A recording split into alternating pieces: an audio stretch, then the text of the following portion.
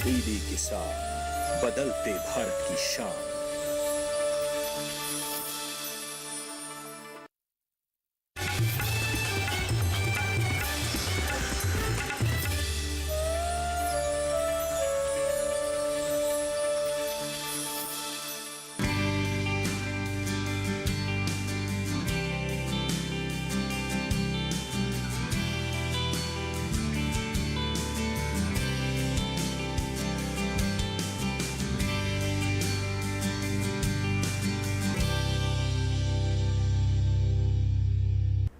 नमस्कार, आप देख रहे हैं दूरदर्शन किसान। गांव किसान की एक नई कड़ी में आप सभी का स्वागत है। मैं हूं आदिति शर्मा।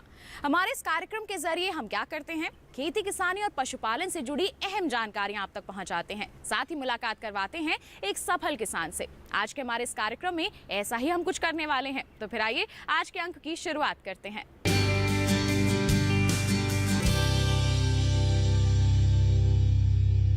किसान भाइयों बहनों, बदलते समय के साथ साथ खेती की पद्धतियों में भी बदलाव आ रहा है। लगातार नए नए शोध हो रहे हैं और प्रणालियों में परिवर्तन किया जा रहा है।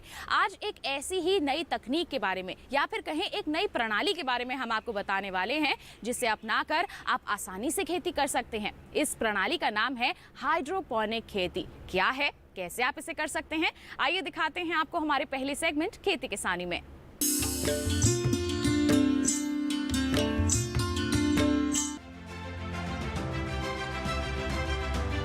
एक समय था जब हर घर का आंगन हरा भरा हुआ करता था। उसमें मौसम के अनुसार सब्जियां उगाई जाती थी, जो रोजमर्रा की जरूरतों को कम ही सही लेकिन पूरा तो करती थी। धीरे धीरे समय बदला और घर माले में बट गए और यहाँ से बगिया का कॉन्सेप्ट ही बदल गया। लेकिन समय हमेशा एक सा नहीं रहता, एक बार फिर बदले हुए रूप में ही सही। लेकिन ये बगिया किचन गार्डन के रूप में हमारे सामने है, जिसके कई रूप है। उसी में से एक है हाइड्रोपोनिक खेती। इस तकनीक से कम स्थान में घर के उपयोग में आने वाली सब्जियों को उगाया जा सकता है। अब इस क्षेत्र में स्टार्टअप भी शामिल हो रहे हैं और वो लोगों को जरूरी सेटअप के साथ प्रशिक्षण भी दे रहे हैं। हमारी जो कंपनी है इसकी शुरुआत 2018 में की गई है इसके इनिशिएटर द्वारा मिस्टर आदित्य भल्ला, जो कि कनाडा में अपनी बीटेक की स्टडी करते थे। वहाँ से वापस आने के बाद उन्होंने इस बिज़नेस को शुरुआत किया।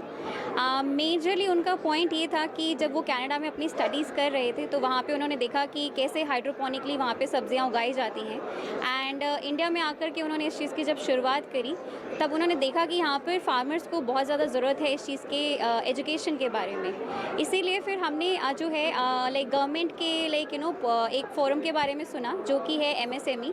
हमने वहाँ पर अपनी कंपनी को रजिस्टर किया, जिससे हम लोग चाहते थे कि गवर्नमेंट भी इसके अंदर हमारा लाइक बराबर सहयोग करे। एंड इसी के थ्रू हम लोग अब धीरे धीरे आगे बढ़ते जा रहे हैं। हमारी कंपनी एक स्टार्टअप इंडिया सर्टिफाइड कंपनी भी है। एंड पहले हमारा जो मोटो था वो ये था कि हम अर्बन सॉल्यूशंस प्रोवाइड करना चाहते हैं लोगों को। बट धीरे धीरे अब हम लोग जो फोकस करते जा रहे हैं वो फोकस है फार्मर्स के ऊपर, फार्मर्स की नीड के ऊपर, कि कैसे उनको हम लोग हाइड्रोपोनिकली इस चीज़ की ट्रेनिंग दे सकते हैं। एंड अभी उसके ऊपर ही हम लोग काम कर रहे हैं। आप ये जो सेटअप देख रहे हैं ये एक हमारा होम किट है, जो कि इजीली DIY किट है। आप आराम से इसे अपने पास ऑर्डर कर सकते हैं, घर पर ही आसानी से इंस्टॉल कर सकते हैं। एंड इसको जो है आप जो भी चाहें अपने लाइक पत्तेदार सब्जियां हैं, आपकी वाइनिंग क्रॉप्स आती हैं या फ्रूट्स आते हैं, आप उसको ईजिली ग्रो कर सकते हैं। ठीक है। सबसे ज़्यादा बेटर लाइक बेस्ट जो चीज़ है हमारे हाइड्रोपोनिक चीज़ के बारे में, वो ये है कि कम पानी। एंड जो मेजर समस्या है यहाँ पर किसान की हमारे भारत के अंदर, कि पानी की कमी की वजह से बहुत फसलें ख़राब होती हैं। हाइड्रोपोनिकली आप उसको बिल्कुल सॉल्व कर सकते हैं, क्योंकि पानी आप कम यूज़ करेंगे एंड दूसरा जगह कम ज़रूरत पड़ती है। तो कोई भी इसको आराम से अपने पास इंस्टॉल कर सकता है। एंड इसमें यील्ड जो होता है वो और ज़्यादा ग्रो होता है कंपेरेटिव टू आपके सॉइल के कंपेरिजन के अंदर। हम सभी जानते हैं कि फसल उगाने के लिए सबसे जरूरी होता है मिट्टी या जमीन का होना, लेकिन आधुनिक तकनीकों ने इन सीमाओं के परे काम करना शुरू कर दिया है और उसी का नतीजा है हाइड्रोपोनिक खेती। क्या है और इसे कैसे शुरू करें, आइए समझते हैं। आमतौर पर इसे दो तरह से किया जा सकता है, घोल विधि, माध्यम विधि। घोल विधि में पौधों को बिना खेत में लगाए केवल पानी और पोषक तत्वों की मदद से उगाया जाता है। इस तकनीक में नियंत्रित जलवायु में बिना मिट्टी के पौधे उगाए जाते हैं। वहीं माध्यम विधि में मिट्टी के बजाय नमी बनाए रखने के लिए बालू, धान की भूसी, कोकोपीट और पौधों के अपशिष्ट का इस्तेमाल किया जाता है।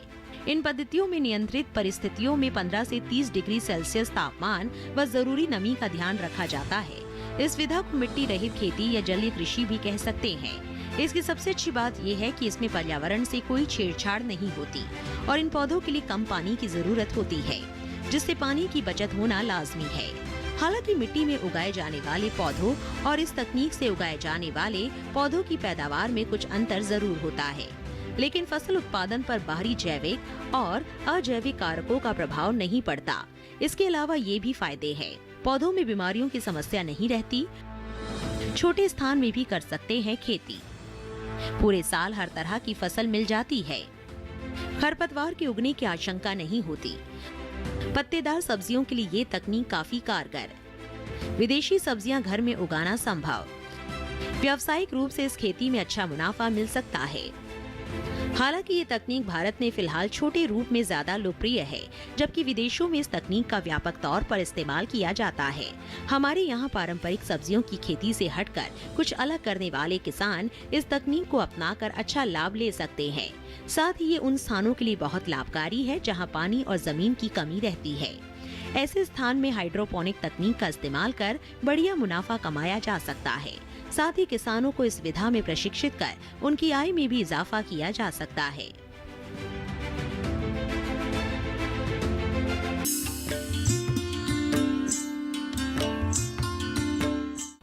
तो हाइड्रोपोनिक खेती के बारे में आपने जान लिया। अभी भी कार्यक्रम में बहुत कुछ जानना बाकी है, बताएंगे आपको, लेकिन एक छोटे से ब्रेक के बाद। कहीं मत जाइए, देखते रहिए हमारा कार्यक्रम गांव किसान और बने रहिए दूरदर्शन किसान पर।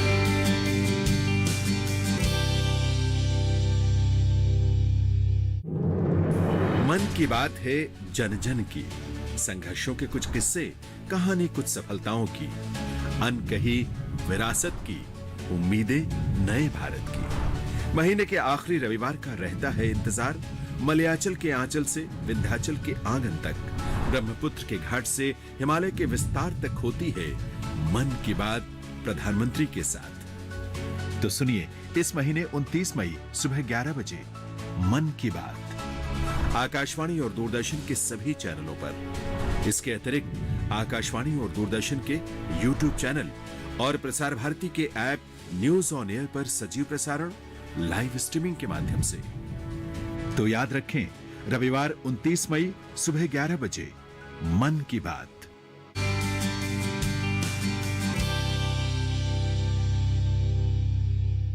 ब्रेक के बाद दूरदर्शन किसान के कार्यक्रम गांव किसान में आप सभी का फिर से स्वागत है। अब कार्यक्रम में वक्त है हमारा पशुधन सेगमेंट का, जिसमें आज हम आपको बताने वाले हैं गिर गाय पालन के बारे में। ये एक देसी गाय है। अगर इसके पालन को आप अपनाते हैं तो आप अपनी आर्थिक स्थिति को मजबूत कर सकते हैं, लेकिन ये संभव तभी होगा जब आप सही समय पर सही तरीके से प्रबंधन करेंगे। तो क्या करना है आपको गिर गाय पालन के दौरान, आइए बताते हैं आपको।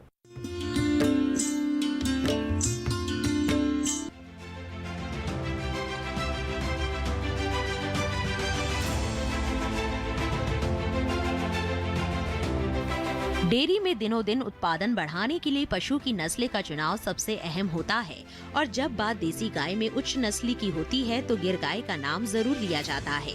अर्धशुष्क जलवायु में कम लागत पर भरपूर उत्पादन के लिए पशुपालकों की ये पहली पसंद है। इस गाय का दूध, घी, गौमूत्र, यहाँ तक कि गोबर भी अच्छे दाम पर बेचा जाता है। इसका सीधा सा मतलब है कि गिर गाय पालन हर ओर से मुनाफे का सौदा है। इसके साथ ही इस गाय की प्रतिरोधक क्षमता अधिक होती है, इस वजह से पशुधन हानि की आशंका कम हो जाती है। तो आइए सबसे पहले जान लेते हैं गिर गाय के नाम के पीछे की कहानी। इसका नाम गुजरात के गिरवन से लिया गया है, जो कि इसका उद्गम स्थान माना जाता है। विभिन्न क्षेत्रों में इसे अलग अलग नामों से भी पुकारा जाता है। इसका मुख्य क्षेत्र गुजरात के सौराष्ट्र के राजकोट, जूनागढ़, सोमनाथ, भावनगर, अमरेली जिलों में है। वहीं इसकी लोकप्रियता राजस्थान, मध्य प्रदेश, हरियाणा, उत्तर प्रदेश से लेकर ब्राजील तक फैली है। इसीलिए इसकी संख्या में लगातार इजाफा दर्ज किया जा रहा है। इसकी मुख्य रूप से दो नस्लें प्रचलित है, उन्नत नस्लें, स्वर्ण कपिला, देवमणि। चलिए अब बात कर लेते हैं इसकी पहचान कैसे की जाए। गिर गाय मुख्य रूप से लाल रंग की होती है। इसका माथा चौड़ा होता है। गिर गाय के कान सबसे लंबे होते हैं। इसके सींग लंबे व घुमावदार होते हैं। थन पूर्ण विकसित और हम्प पाया जाता है। ऐसा कहा जाता है कि गिर गाय से एक दिन में 50 लीटर तक दूध लिया जा सकता है। यही वजह है कि पशुपालकों में इसकी मांग बढ़ती जा रही है। इनके संरक्षण और संख्या में इजाफा करने के लिए कई योजनाएं भी संचालित की जा रही है। पहले ये सिर्फ गुजरात में पाई जाती थी, लेकिन अब ये राजस्थान, मध्य प्रदेश, हरियाणा, उत्तर प्रदेश में भी आसानी से देखी जा सकती है। इसका जीवन काल 12 से 15 साल तक का होता है। गिर अपने जीवन काल में 6 से 12 बच्चे तक पैदा कर सकती है। इसका वजन लगभग 400 से 475 किलोग्राम हो सकता है, लेकिन ये सब तभी संभव है जब पशु को अच्छा आहार दिया जाए। गिर गाय से बेहतर दूध का उत्पादन मिलता रहे, इसके लिए संतुलित पोषण आहार देना चाहिए। पशु के लिए 100 किलो आहार का मिश्रण बनाने के लिए बिनौला की खली 10 किलो, चने व मूंग की चूरी 25 किलो, गेहूं व मक्का का दलिया 40 किलो, सोयाबीन की चूरी 22 किलो, खनिज मिश्रण 2 किलो, नमक 1 किलो मिलाकर तैयार कर सकते हैं। तैयार बाटा जीवन निर्वाह के लिए प्रतिदिन 1 से 1.5 किलो देना चाहिए। वहीं दूध देने वाली गाय के लिए 400 ग्राम बाटा प्रति लीटर के हिसाब से अतिरिक्त देना चाहिए। इसके अलावा बाहर चराने से भी बेहतर उत्पादन मिलता है। आहार, आवास के साथ साथ पशुओं का बेहतर स्वास्थ्य इस व्यवसाय में सफलता की कुंजी है। पशुओं को परजीवियों से बचाने के लिए साल में 4 बार डिवार्मिंग कराएं। वातावरण में नमी बढ़ने पर बाह्य परजीवियों से सुरक्षा देने के लिए पशु चिकित्सक से सलाह लें। साथ ही सरकारी योजनाओं का लाभ लेकर समय पर टीकाकरण कराएं।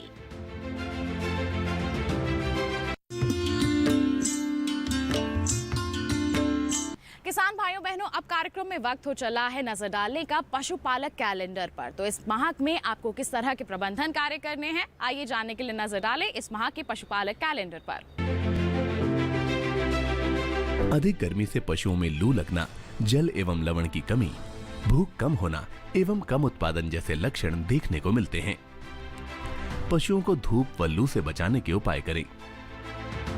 गर्मी में पशुओं को छायादार स्थान पर रखें एवं पानी की पर्याप्त उपलब्धता बनाए रखें। पशुओं में लवणों की कमी नहीं होने पाए, इसके लिए लवण मिश्रण निर्धारित मात्रा में दे या पानी में मिलाकर दे। दुग्ध उत्पादन क्षमता बनी रहे, इसके लिए पशु को संतुलित आहार दें। पशुओं के आहार में गेहूं का चोकर और जौ की मात्रा बढ़ाएं। इस माह में भेड़ के ऊन कतरने का काम कर लें। अब कार्यक्रम में वक्त हो चला है एक और छोटे से ब्रेक का। आप कहीं मत जाइए, ब्रेक के बाद हम जल्द ही हाजिर होंगे। बने रहिए दूरदर्शन किसान पर, देखते रहिए हमारा कार्यक्रम गांव किसान।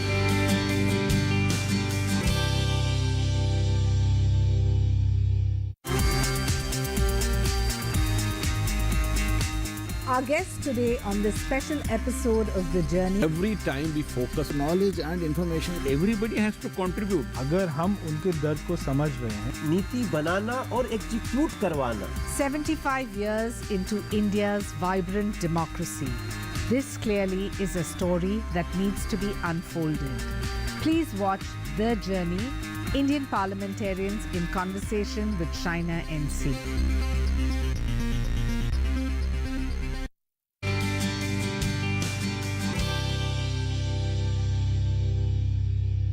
ब्रेक के बाद दूरदर्शन किसान के कार्यक्रम गांव किसान में आप सभी का फिर से स्वागत है। अब कार्यक्रम में वक्त है हमारे कामयाब किसान से मुलाकात करने का। हमारे जो आज के कामयाब किसान हैं वो एक सफल उद्यमी हैं। जी हाँ, ये डेयरी के कार्य से जुड़े हुए हैं, सफलता हासिल कर रहे हैं। कैसे, आइए जानने के लिए मुलाकात करते हैं आज के सफल उद्यमी किसान से।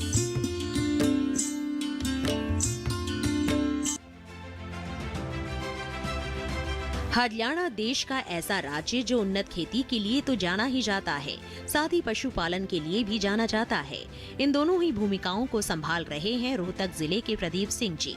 प्रदीप जी अपने करीब 3 हेक्टेयर के खेत में गेहूं, सरसों, जौ, कपास, मोटे अनाज, सब्जी फसलों की खेती करते हैं, जिसके लिए कम पानी में भरपूर पैदावार की विधियों का इस्तेमाल होता है। वहीं प्रदीप मिल्क प्रोडक्ट भी बनाते हैं। कैसे आया उन्हें इसका विचार, आइए जानते हैं। MBA की डिग्री लेने के बाद हर युवा चाहता है कि उसे किसी बड़ी कंपनी में नौकरी मिल जाए और जीवन खुशहाली से बीते। हिसार के प्रदीप जी ने भी ऐसा ही किया। कॉर्पोरेट जगत में करीब 10 साल तक अपनी सेवाएं देते हुए उनके मन में वो सुकून नहीं था जो वो चाहते थे। सुकून की ये तलाश खत्म करने के लिए प्रदीप कुछ ऐसा करना चाहते थे जिसमें किसानों का भी भला हो जाए और स्वयं का व्यवसाय भी शुरू किया जा सके। बहुत विचार मंथन करने के बाद प्रदीप जी ने 2018 में बागड़ी मिल्क पार्लर की शुरुआत की, जिसमें वो किसानों से दूध लेकर उसे प्रोसेस करते थे। अपने उत्पाद को पहचान देने के लिए प्रदीप जी शुरुआत में पार्कों में जाकर सुबह शाम गर्म दूध का स्टॉल लगाते थे। उत्पाद की लोकप्रियता देखकर इसकी गुणवत्ता और स्वाद में और सुधार किए गए। इसके बाद दूध के साथ साथ खीर, बादाम मिल्क, लस्सी जैसे उत्पाद भी बनाने लगे। आज प्रदीप जी कई तरह के उत्पाद बनाते हैं, जिसमें केसर, पिस्ता बादाम मिल्क, हरियाणवी रबड़ी, केसर काजू बादाम खीर, मावा बर्फी, मसाला लस्सी, मीठी लस्सी, कुल्फी, गाय का घी, भैंस का घी शामिल है। मैं मूल रूप से हरियाणा के चरखी दादरी जिले के मांडी पुरानो गांव का रहने वाला हूं। मैंने MBA करने के बाद कॉरपोरेट में लगभग 10 साल काम किया। उस दौरान सप्लाई चेन और मार्केटिंग की लाइन को समझने के बाद मैंने ये सोचा कि जब हम बड़ी बड़ी कंपनियों के उत्पाद बेच सकते हैं तो किसान के उत्पाद क्यों नहीं बेच सकते। इसी उद्देश्य के साथ मैं घर से निकला, देश के विभिन्न राज्यों में घूम के सर्वे किया। उसके बाद इस नतीजे पे पहुंचा कि मुझे दूध की दुनिया में काम करना है और दूध भी रॉ मिल्क नहीं बेचना है, दूध को प्रोसेस करके बेचना है। तो 17 दिसंबर 2018 को रोहतक में मैंने बागड़ी मिल्क पार्लर के नाम से अपना वेंचर शुरू किया। शुरुआत में हम ने 2 किसानों के साथ कॉन्ट्रैक्ट किया था कि उनका दूध बेचेंगे। धीरे धीरे काम बढ़ता चला गया, मिल्क की प्रोसेसिंग भी बढ़ाते चले गए। आज हमारे साथ 23 किसान काम कर रहे हैं। गांव के कम पढ़े लिखे और अप्रशिक्षित 11 लोगों को हमने रोजगार दे रखा है। उपभोक्ता को शुद्ध और ताज़ा चीज़ें मिले, किसान को अपने उत्पादों का बेहतर मूल्य मिले और कम पढ़े लिखे और अशिक्षित युवाओं को और जो जिनका प्रशिक्षण भी नहीं है किसी विशेष कार्य में, उनको रोजगार मिले। इसी उद्देश्य के साथ हमने बागड़ी मिल्क पार्लर की शुरुआत की थी। कोविड के दौरान भी हम सर्वाइव कर पाए। हमने अपने कर्मचारियों को भी 75% सैलरी दी, उनका रहना खाना सब कुछ झेला। ये क्योंकि हम उनको सिर्फ कर्मचारी नहीं मानते और जो किसान हमारे साथ काम कर रहे थे वो दूध का क्या करें, हमने उनसे घी बनवाया कि घी का क्या प्रयोग करें। घी से फिर हम अन्य चीज़ें, मावा बर्फी, बेसन के लड्डू, जलेबी, ये चीज़ें बनाने लगे। अब हमने ऑनलाइन भी अपने उत्पाद भेज रहे हैं। देश के लगभग हर राज्य में हमारे उत्पाद जाते हैं। तो यही ताकत है कि ये उपभोक्ता, किसान और रोजगार, तीनों चीज़ों के लिए एक इससे बेहतर मॉडल हो नहीं सकता। इसलिए मॉडल है कि एक छोटे से मॉडल में 3 लोगों को रोजगार मिला हुआ है। और आज उनका ये व्यवसाय लाखों लोगों तक, देश के अलग अलग हिस्सों तक पहुंच चुका है, जिसमें उन्होंने करीब 11 लोगों को रोजगार भी दे रखा है। वो बताते हैं कि शुरुआत में उनके इस काम में केवल 2 किसान जुड़े हुए थे, जो वर्तमान में 23 हो चुके हैं। प्रदीप जी के इस काम के पीछे सबसे बड़ा उद्देश्य किसानों को लाभ पहुंचाना है। वो किसानों से सामान्य से ज्यादा दाम पर दूध खरीदते हैं और प्रोसेस करके दूध से बने उत्पाद बनाते हैं। वो बताते हैं कि हम 3 महीनों के अंतराल पर पशुपालकों को प्रशिक्षण भी दिलवाते हैं, जिसमें उन्हें ये सिखाया जाता है कि अच्छी गुणवत्ता का दूध कैसे लिया जा सके। साथ ही पशु के रखरखाव और नस्ल सुधार से संबंधित जानकारी भी दी जाती है, जिससे किसान और उत्पाद दोनों का भला हो सके। उनके इन्हीं प्रयासों का नतीजा है कि उन्हें इस साल पूसा मेले में नवोन्मेषी किसान पुरस्कार से सम्मानित किया गया। IER इनोवेटिव फार्मर 2020 अवार्ड के लिए हमें सम्मानित किया गया। हर साल हम पूसा कृषि मेले में स्टॉल लगाते हैं और हमारे उपभोक्ता प्रोडक्ट्स की क्वालिटी का ये आलम है कि इस हर रोज़ 12 से 1 बजे तक हमारे प्रोडक्ट्स हैं वो ख़त्म हो जाते हैं। तो मैं यही कहना चाहूँगा बाकी किसान साथियों को भी कि एक ऐसा मॉडल आधारित करें जिसमें उपभोक्ताओं को अपने मूल्यों का, उपभोक्ताओं को शुद्ध ताज़ा चीज़ें मिलें, किसानों को अपने उत्पादों का बेहतर मिले और कम पढ़े लिखे के लोगों को रोज़गार मिले। इससे बेहतर क्या मॉडल हो सकता है। एक और अच्छी बात यह है कि प्रदीप जी ने अपने उत्पादों के लिए मिट्टी के कुल्हड़ का इस्तेमाल करते हैं। उनका मानना है कि इससे कुम्हारों को भी रोजगार मिल सकेगा और उनकी आय में इजाफा होगा। वाकई में प्रदीप जी जैसी सोच रखने वाले लोग देश की तकदीर बदलने का हुनर रखते हैं।